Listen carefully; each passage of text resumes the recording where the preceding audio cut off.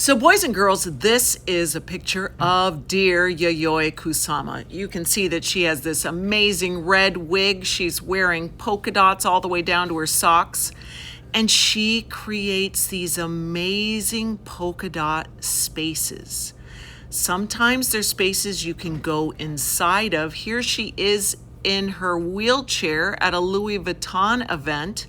But here is another room that she made of dots, almost like snakes slithering around. She's done it where she makes white rooms and gives everyone dot stickers. And as people go through the museum, they can put dots all over her room. She's put them on flowers. Even here in Miami, we've been able to have her flower sculptures come and have them put in ponds or in botanical gardens. Here is a Louis Vuitton store selling her stuff. This bag is gorgeous with her designs on there. And a lot of cities, when they know she's coming, will wrap the trees in polka dots just for her. In the video, we heard about her talking about that drawing those dots is very relaxing. Some of you know that there are things that you do where time kind of disappears, working on a puzzle or Legos or something. That's how it is with her. So for her, there's nothing that doesn't need a dot. This is a pumpkin. She saw the pumpkin shape and thought that would be cool for some Yayoi Kusama dots. So she's done them for outdoor sculptures. She's made them in different sizes for indoor. Here's one that she kind of blew up the pumpkin as a sculpture that you can go to.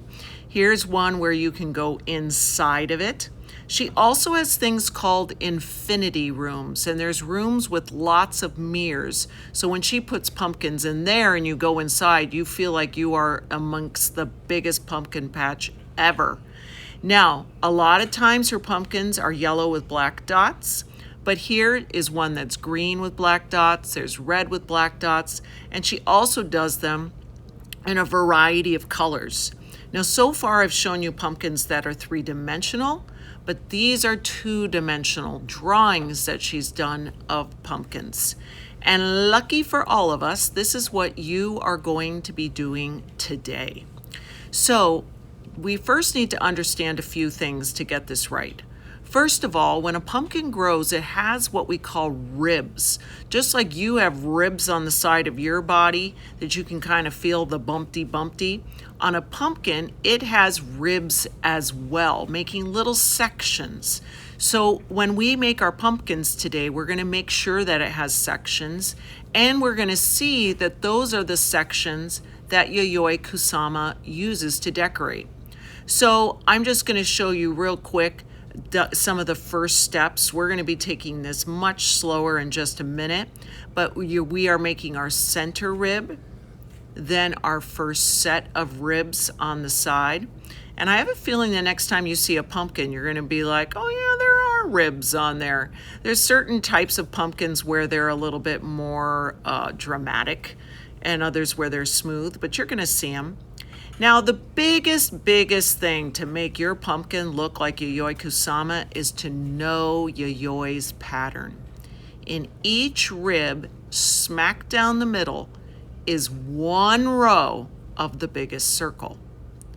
Then, to the left and the right, she will put one that is smaller than the center. From there, she keeps working her way out with smaller and smaller dots, but always where that blue line in the middle, all the smaller ones are going on both sides of it. When you get that right, your Yayoi Kusama pumpkin turns out awesome.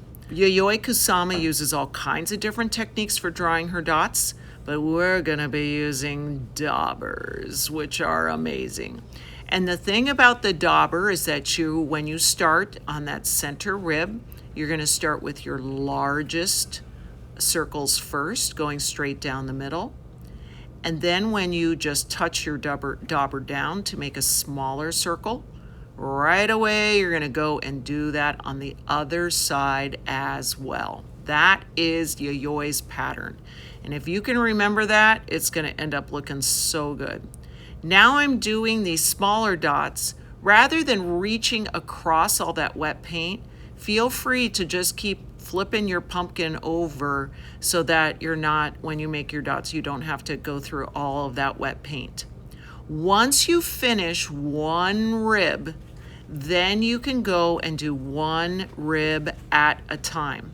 And you're going to be smart about looking at the width of your rib and thinking, how big can my dots be on each of these? At the very end, I kind of like to go back over and just to make sure all of my dots, especially in the center, got a nice amount of black paint. And we'll also be working on your stem. Now, when you use the dauber, there's the very first time, you're going to screw off the cap, and you've never used this before. So there is where you just touch it down, and you're going to end up with something that looks like that. You can push it down a little harder, and you end up with that.